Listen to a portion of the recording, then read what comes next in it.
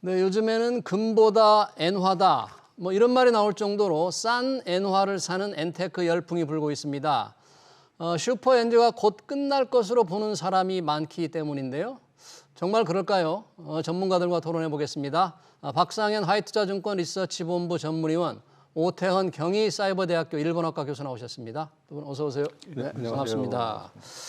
저희 달러화에 대한 엔화값 정말 슈퍼 엔저라고 할 정도로 낮은 상태 160엔대 계속되고 있습니다. 이어지고 있는데 왜 이렇게 오랫동안 계속되는지 박상현 위원님 어떻습니까? 이 뭔가 150엔대에서 조금 꺾일 줄 알았는데 다시 160엔대가 되고 그 160엔대가 계속되는 이유 뭔가요? 이렇게?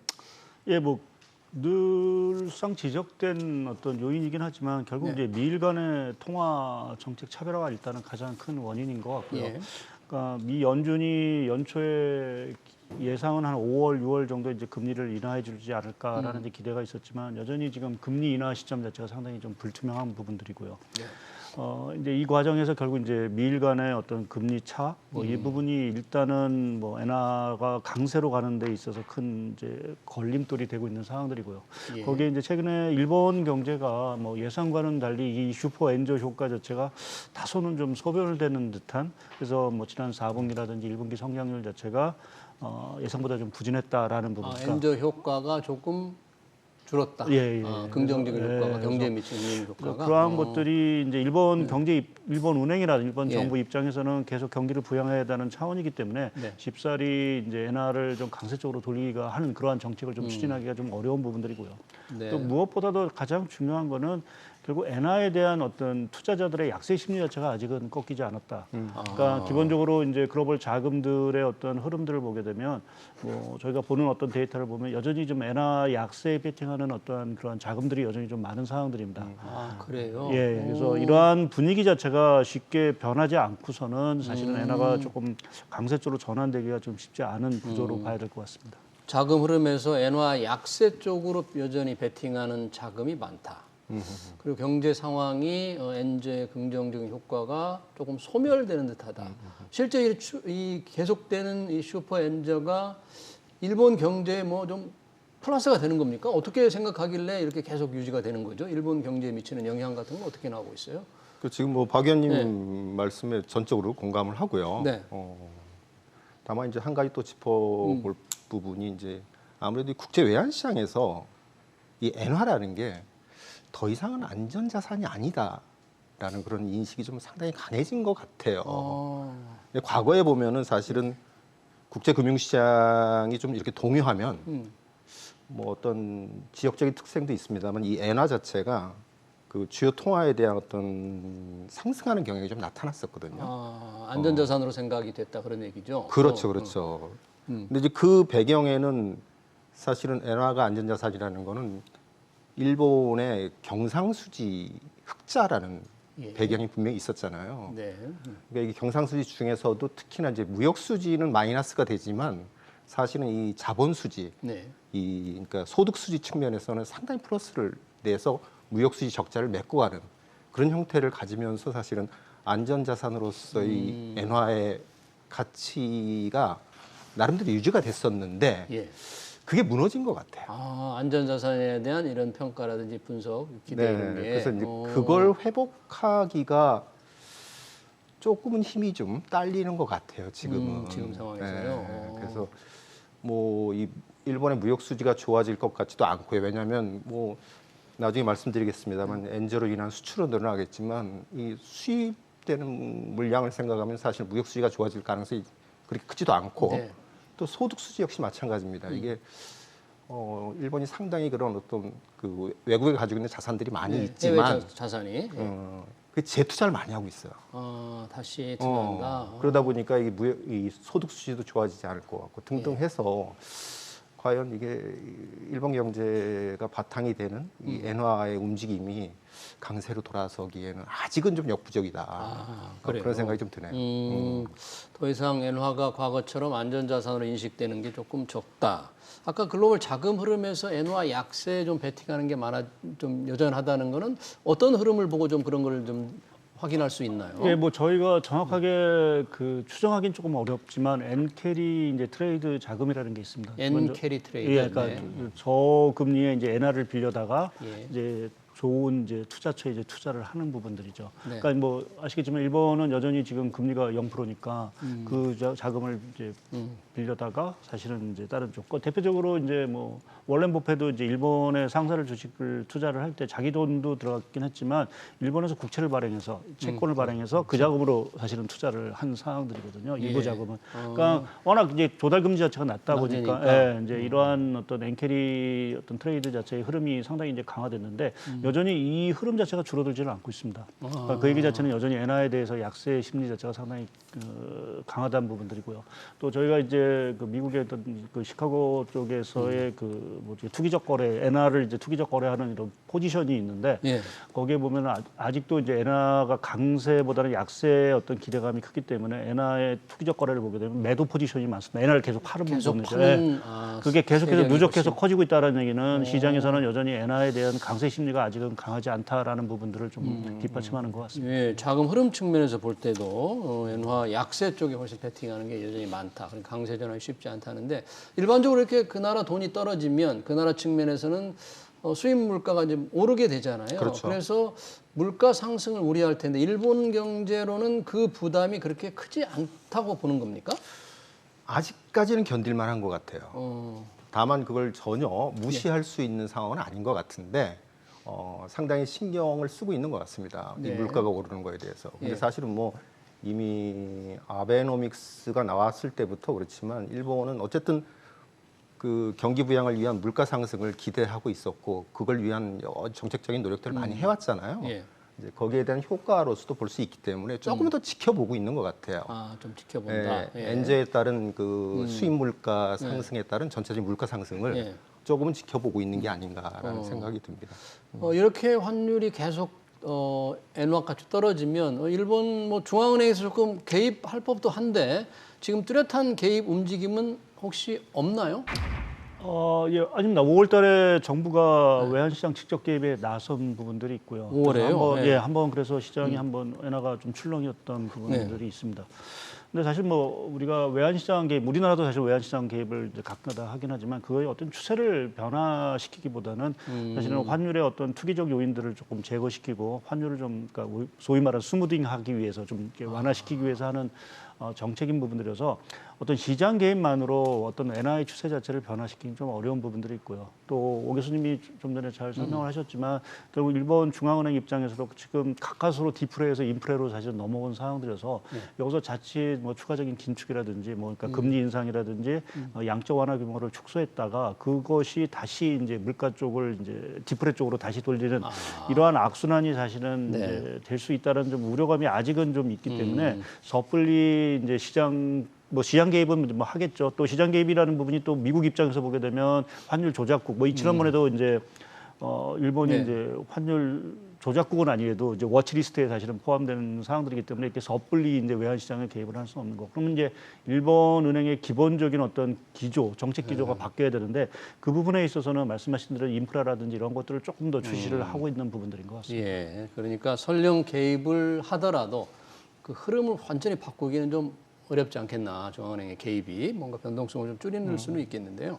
근데 이제 뭐 정책적으로 봤을 때 지금 미국과 일본의 금리 차이에 의해서 기본적으로 지금 이렇게 엔 약세가 되는 텐데 네. 일본 중앙은행이 이제 마이너스 금리는 끝냈잖아요. 지난 그렇죠. 3월에.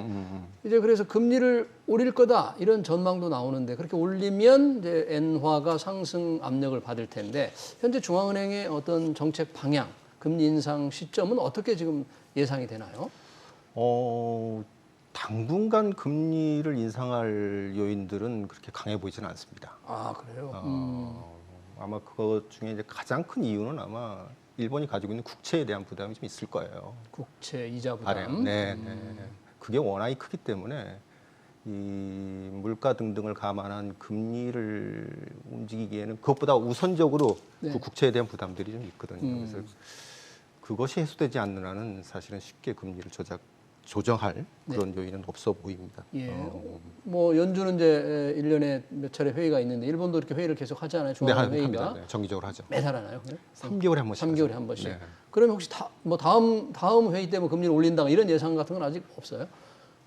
그런 얘기는 안 나오는 것 아, 같습니다. 그래요? 그러니까 금리 차 이게 축소에 따라서 엔화 상승을 전망해 보기에는 조금 아직은 좀 이른 감이 있네요. 있다라고 봅니다. 저는 그렇게. 가능성이 좀 낮다고 본다. 자, 이렇게 엔화가 떨어지니까 국내에서 지금 싸게 엔화를 사는 분들이 많습니다. 사실 지금 100엔당 이 870원, 80원대도 좀 산 분들이 좀 있을 텐데 지금 850원대죠. 네. 어떻게 엔화 지금 태클을 주로 이렇게 개인들은 합니까? 기본적으로? 그래서 뭐 제가 정확히는 알지 못하는데 이제 직접적으로 이제 엔화를 이제 매수하시는 분도 있는 것 같고요. 또 아무래도 이제 엔화 관련 상품들, 뭐 특히 대표적으로 이제 ETF 상품이라든지 또 최근에 이제 국내에서 나온 것 중에는 이제 엔화를 이제 사서 그거를 이제 미국 국채에다 투자하는 어떤 ETF도 있습니다. 엔화를 사서. 예, 왜냐하면 엔화가 이제 강세가 되는 쪽에서 어떤 그 배팅이 하나 있는 부분이 엔화 강세 그 때문에 수익률이 나올 거고 지금 미국의 국채에 그거를 투자를 했을 경우 이제 미국이 금리를 인하해 주게 되면 미국 국채 가격이 이제 올라가게 되겠죠. 그래서 양쪽에서 이제 어떻게 보면 약간 레버리지 상품이 되겠죠. 그래서 뭐 그러한 쪽의 어떤 투자 상품도 이제 나오고 하는 또 금융시장에서 이제 그러한 상황들인데요. 근데 말씀하신 대로 지금 엔테크가 이제 지금 시점이 맞느냐라는 부분에서는 지금 시점이 엔테크 너도 나도 하고 있다는데 지금이 괜찮으냐? 엔화를 살 저는 시점. 개인적으로 이제 좀 엔테크에 대해서 조금 이제 이렇게 강하게 말씀드리지 못하는 이유 자체는 뭐 엔화가 강세할 수는 있습니다. 엔화가 강세할 수 있는 부분들은 있는데 사실은 중요한 거는 원엔 환율이거든요.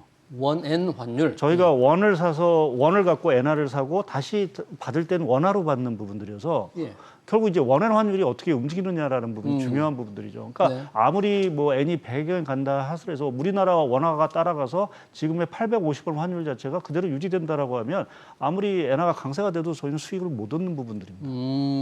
그러니까 기본적으로 중요한 거는 원엔 간의 환율 자체가 기본적으로 올라갈 수 있느냐라는 부분이 중요한 부분들이고요. 그러니까 엔화가 강세가 되면 올라갈 수 있겠죠. 근데 통상적으로 보면 지금 원과 엔의 관계 자체는 거의 비슷하게 움직입니다.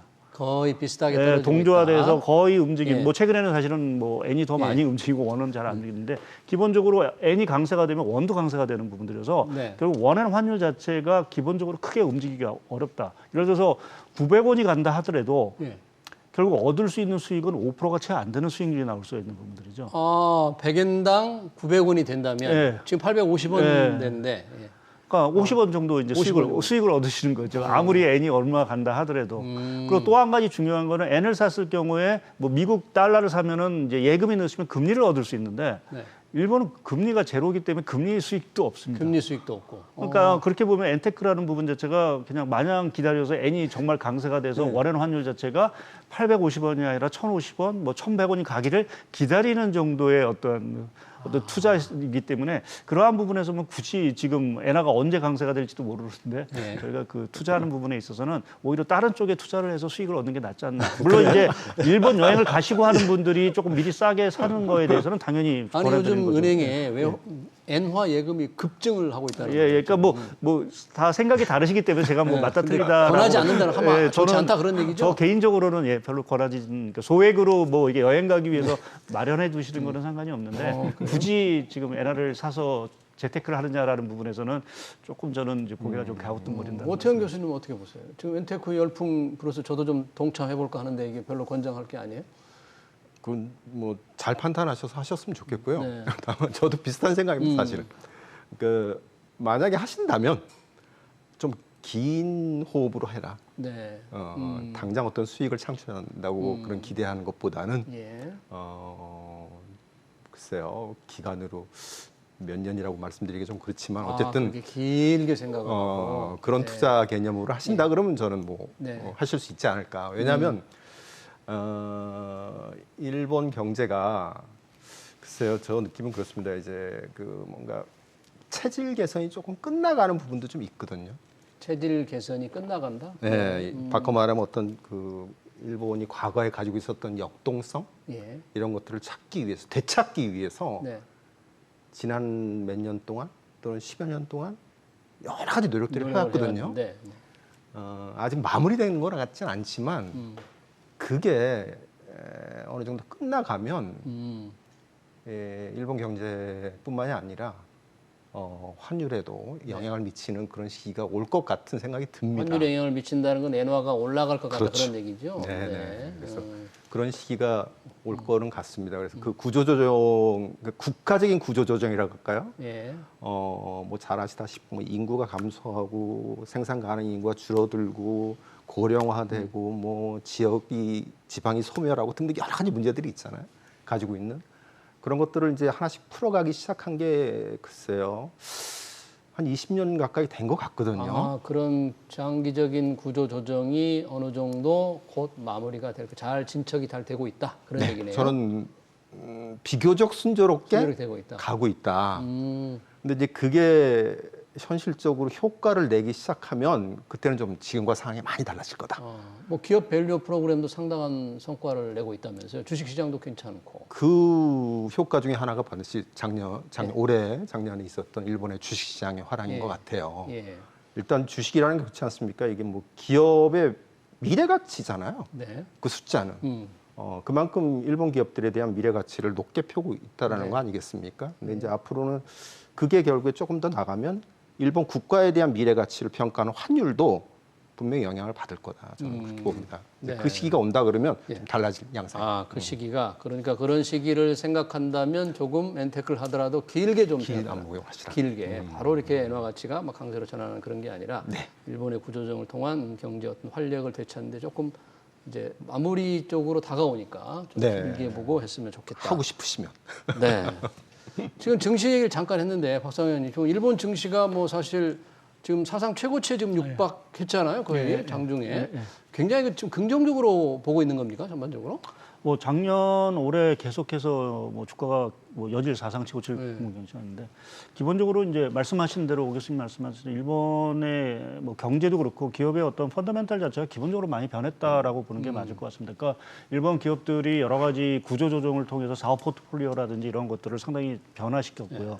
또 일본 기시다 내각이 뭐 아베노믹스를 이어서 뭐 이렇게 슈퍼 엔저 뭐 유동성 조치도 하지만 또 한편에서는 이러한 경제 구조 개혁을 위해서 뭐 신자본주의 뭐 이러한 캐치프레이를 이렇게 내걸면서 각종 구조 개혁을 사실은 동반해서 하고 있는 상황들입니다. 그래서 그 효과 자체가 이미 좀 나오고 있다라고 봐야 될 것 같고요. 거기에 이제 기업 이익도 아까 이게 슈퍼 엔저라는 게 뭐 중소기업들 자체는 뭐 그렇게 큰 영향을 미치지는 않지만 일본 대기업들 입장에서 보게 되면 기업 이익에 상당히 큰 효과를 미치고 있거든요. 일본 기업들, 수출 기업들. 예. 더구나 이제 해외 일본 기업들은 해외 워낙 뭐 좀 공장이라든지 이런 것들 많이 만들어 놓고 특히 미국과 만들어 놓아서 그 효과가 사실은 지금 다 나타나고 있는 상황들입니다. 그래서 일본 경제에 대해서 우리가 뭐 주가가 올라가는 거를 이제 뭐 과열이다, 버블이다라는 어떤 표현을 쓸 수도 있긴 하지만 또 도려다 보면 사실은 상당 부분 그 일본의 여러 가지 구조 개편 또 정책 효과가 상당 부분 반영이 되고 있다라는 부분에서 보면 외국인의 어떤 시각 자체도 일본 주식 시장에 대해서는 조금 긍정적인 시각이 좀 우세한 거로 봐야 될 것 같습니다. 예, 우리와는 좀 다르네요. 엔화가 이렇게 떨어지니까 뭐 일본 이참에 싼 엔화 맛에 일본 부동산 투자에 관심이 많은 분이 있다 그래요. 뭐 그래서 나는 서울을 팔고 도쿄를 샀다. 아, 일본 부동산 투자했다. 뭐 그런 얘기입니다. 그런 얘기도 좀 오던데 그런 부분은 어떻게 보세요, 고 교수님? 네, 저도 며칠 전에 신문에서 본 것 같습니다. 네. 서울의 어디 지역의 특성 지역에 뭐 네. 분들이 일본 부동산에 관심이 많다더라. 일명 기사에 있었던가 그랬던 것 같은데요. 예. 뭐 이거 역시 마찬가지로 뭐 하면 좋죠. 하면 좋을 것 같아요. 다만 이제 좀 주의해야 될 점 같은 것들은 예. 너무 싸다고 저렴하다고 예. 급하게 사는 것들은 좀 안 했으면 좋겠고요. 네. 일본 부동산 시장도 우리하고 비슷하게 분명하게 이게 양극화되는 영상이 나타나고 있거든요. 양극화. 네, 우리도 그러는데. 네. 도쿄, 오사카 이런 대도시를 중심으로 해서는 뭐 상당히 부동산 가격이 오르는 추세가 지금 지속되고 있는 반면에 예. 뭐 지방들은 뭐 형편없거든요. 빈집들이 늘어나고 등등. 인구 감소 때문에 그런 거죠? 네, 그렇습니다. 그래서 이제 특히나 도쿄만 하더라도 네. 도쿄 내에서도 상당히 또 다릅니다. 도쿄 안에서도 양극화가 좀 있어요. 네, 우리도 뭐 이렇게 좀 나뉘듯이 우리 서울에서 양극화처럼. 네. 그래서 그런 측면들을 충분히 고려하셔가지고 투자하는 거는 저는 뭐 괜찮다고 봅니다. 단순히 엔화가 싸다 또는 집값이 좀 낮다 이런 생각으로 투자하면 좀 곤란하다 그런 얘기네요. 아까 이제 우리 박성현 의원님께서 엔화로 사서 미 국채 ETF를 투자하는 분들이 많다 그랬잖아요. 네. 양쪽에서 환율 면에서와 뭐 시세 차익을 동시에 거둘 수 있다는데 이 거꾸로 보면 만약에 엔화가 강하게 되지 않으면 엔화에서 손실 나고 예. 또 금리 바로 떨어지지 않으면 금리에서 기대한 걸 못 얻고 양쪽에서 손실이 날 수 있는 가능성 있지 않을까요, 이건? 예, 뭐 말씀하신 대로 이제 미 연준의 어떤 금리 인하 시점이 상당히 지연되고 뭐 특히 이제 미국 경제가 더 호황이고 일본 경제가 안 좋아서 뭐 엔화가 더 여기서 160엔에서 뭐 170엔을 가고 미국 국채 금리 자체는 오히려 연준이 금리를 인하 안 해서 올라간다라고 하면 사실은 양쪽에서 다 이제 손해를 보는 어떤 좀 이제 투자보험 위험이 있을 수 있는 부분들이 있는데 이제 저희가 이제 그냥 저희가 뭐 지금 시장의 어떤 분위기 뭐 이러한 일반적인 이제 컨센서스를 말씀드리면 그래도 엔화 가치가 더 이상 올라가기는 쉽지 않을 것 같다라는 어떤 생각들. 엔화가 더 떨어지기 네, 쉽지 더 떨어지지 않다. 않아요. 160엔대에서 그래요? 170엔 가는 거는 뭔가 조금 큰 문제가 있으면 가지 않을까라는 생각에서 뭐 그러한 어떤 심리들 또 미 연준이 뭐 어저께 파월 의장이 뭐 의회에서도 증언을 했지만 그 긴축을 너무 오래 가는 것도 사실은 이제 부담스럽다. 그렇게 얘기를 했더라고요. 예. 예. 그래서 그러면 뭐 9월이 될지 뭐 12월이 될지는 모르긴 하겠지만 결국 미 연준이 금리를 내려주는 거 아니냐. 물가도 잡혀가고 있는 상황이라서 이제 그렇게 보면 어느 정도는 뭐 많은 수익을 뭐 낸다라고 제가 말씀드리기는 없지만 위험 쪽에 말씀하신 위험 쪽에서는 어느 정도는 위험들이 조금 소멸되고 있다라는 부분에서 조금 그러한 어떤 상품이 조금은 이제 눈에 띈다라는 이제 말씀을 좀 드린 거죠. 그럼 박상현 의원님은 달러당 엔화 가치를 혹시 연말에 한 어느 정도 될 거렇게 보세요? 저는 한 150엔 정도 생각합니다. 150엔? 예, 예. 레벨 그쪽에서 등락을 할 거로 보고 있습니다. 더 올라가는 저 엔화 가치가 더 떨어질 가능성을 훨씬 좀 낮게 보는 거네요. 그렇죠. 이제 엔화 가치가 더 떨어진다라는 건 결국 일본 경제에 뭔가 더 큰 문제가 생긴다든지 아니면 이제 뭐 그 미국의 어떤 고물가 환경 뭐 이러한 것들이 더 장기화된다라는 조금 이제 암울한 어떤 시나리오 상에서 뭐 우리가 추가 엔화 약세를 얘기할 텐데 제가 이제 연말에 150엔을 말씀을 드린 건 말씀드린 대로 이제 9월 정도 되면 연준이 뭔가 정책적인 금리 정책적인 변곡점이 나올 수 있다라는 쪽에 좀 생각을 하고 있고 일본도 추가적으로 여기서 더 엔화를 약세를 용이하는 것이 과연 좋을까라는 어떤 고민이 분명히 있을 것 같습니다. 더구나 이제 9월 달에 일본이 기시다 총재가 이제 임기가 만료가 됩니다. 9월에요. 네. 예, 그래서 뭐 더 할지 안 할지 잘 모르긴 하겠지만 이제 그렇게 됐을 때 뭐 정책적인 어떤 변화 가능성도 사실은 좀 있고 또 일본은행 금리도 9월 정도 되면 인상을 하지 않을까라는 좀 생각을 하고 있어서 9월 정도. 네, 그래서 그렇게 되면 좀 변곡점이 조금 저는 개인적으로 나올 수 있다고 좀 생각을 하고 있고 예. 또 한 가지 더 말씀드리면 지금 뭐 11월 대선에서 미 대선에 누가 될지 잘 모르긴 하겠지만 트럼프 대통령이 당선이 됐을 경우 과연 이제 성향상 이 슈퍼엔저를 용인해 줄 수 있을까? 아, 트럼프 대통령. 예, 그러니까 미국이 무역수지 적자라는 부분 자체를 지금 줄이기 위해서 뭐 관세까지도 사실은 동원하겠다라고 난리를 치고 있는 상황들이기 때문에 그러면 아무리 일본하고 미일 관계가 좋다 하더라도 과연 슈퍼엔저를 계속 용인하는 이러한 상황이 달러 강세로 이어지기 때문에 그러한 부분에서도 조금은 이제 환율 흐름에 좀 변수가 있다라는 쪽에 말씀을 드리겠습니다. 오태원 교수님 어떻게 보십니까? 연말 엔화 전망 지금 150엔까지 조금 엔화가 강해지는 그 전망을 하셨는데. 그 부분은 조금 저하고 좀 다른 것 같은데요. 어떻게 보십니까? 저는 지금의 기조가 연말까지는 갈 것 같은 느낌이 현재 들거든요. 추세가. 왜냐하면 뭐 일단 9월달 때 기시다 총리의 뭐 선거 등등이 있지만 일본 경제가 지금 흘러가는 추세라든지 일본 정부의 어떤 그 정책적인 입장 이런 것들은 엔저는 일본 경제 플러스라는 그 기조가 완전히 사라진 건 아닌 것 같아요. 그래서 그 부분에 대한 인식이 크게 바뀌지 않는 한은 지금 나오고 있습니다. 한 160엔 정도 해서 연말까지 가지 않을까. 이 추세가 현재의 추세가 연말까지 갈 것 같다. 그렇다면 엔테크 하는 분들 별 재미를 못 볼 수 있다. 그런 얘기로도 네, 앞서 되네요. 말씀드린 대로 그런 것 같아요. 네. 그러다 보니까 어제 이런 뉴스가 나왔다 그래요. 정부 연기금, 일본 공적 연금이 달러 자산을 엔화 자산으로 재투자한다. 그러면 엔화 가치가 급격하게 올라갈 수 있다. 그래서 뭐 상당히 글로벌 시장에 큰 파장을 불러일으킬 수 있다. 이런 얘기했던데 이건 어떤 뜻입니까? 이건? 예, 뭐 우리나라 국민연금도 그렇지만 이제 각국 연금들이 이제 국내 투자 비중하고 이제 해외 투자 비중을 이제 조절을 하게 되는데요. 그러니까 뭐 일본 공적 연금 자체도 이제 뭐 국내 자산보다는 사실은 해외 자산을 많이 사면서 이제 해외 비중을 많이 늘어놓은 상황들입니다. 근데 최근에 이제 뭐 아직 결정이 된 건 아니지만 이제 뉴스에 나온 거는 이제 공적 연금들이 일본 공적 연금이 해외 비중을 좀 줄이고 이제 엔화 자산을 국내 엔화 자산을 이제 살 그 비중을 늘리겠다라는 어떤 그런 결정들을 고민하고 있다라는 이제 뉴스가 나왔는데 만약 그게 이제 현실화됐을 경우는 이제 자연스럽게 달러 자산을나 뭐 다른 기타 주요국 자산을 팔고 결국 엔화 가치 자산을 사야 되는 거니까 이제 그렇게 보면 이제 엔화 가치 자체가 조금은 이제 강세가 갈 수 있고 이제 그러한 것들 때문에 처음에 서두에 말씀드렸던 엔화의 어떤 심리 자체가 변화가 될 수 있다. 뭐 엔캐리 트레이드라든지 이런 것들이 조금 청산이 되는 이러한 흐름이라고 하면 이제 엔이 이제 강세 쪽으로도 갈 수도 있는 그러한 어떤 가능성이 있지 않냐라는 것이 이제 최근에 나온 뉴스 보도인 것 같습니다. 네. 이 부분 일본 공적연금의 이제 자산 투자에 재조정을 하는 게 혹시 일본에서 현지에서도 일본 내에서도 상당한 변수가 될 거로 보는 모양이죠? 그렇게 지금? 예, 변수는 될 것 같습니다. 다만 실행이 될 건가는 좀 미지수예요. 실행이 될 거냐? 얘기는 나오고 있는데 사실은 저는 뭐 실행하기 쉽지 않아 보여요. 왜냐하면, 쉽지 않다. 실행하기가. 왜냐하면 작년에 연기금, 일본의 연기금이 그 역대 최고 수익률을 냈어요. 22점 몇 %인가 2023년에. 그래서 이제 그런 부분을 수익률 낸 그 이유가 두 개였는데요. 하나는 주식시장에서 봤고 하나는 엔저였어요, 사실은. 엔저와 거기도 좀 미국 증시, 해외 주식들을 많이 그렇죠, 거예요. 그렇죠. 네.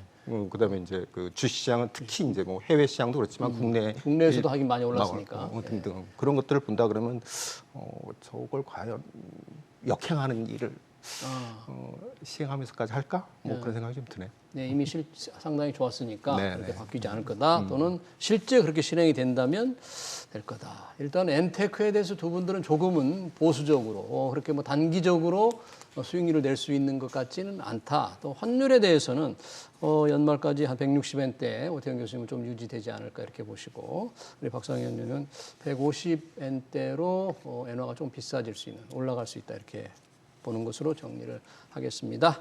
엔테크 관련 얘기 여기서 토론 마치겠습니다. 박상현 하이투자증권 리서치본부 전문위원, 오태원 경희사이버대학교 일본어학과 교수였습니다. 고맙습니다. 감사합니다. 고맙습니다.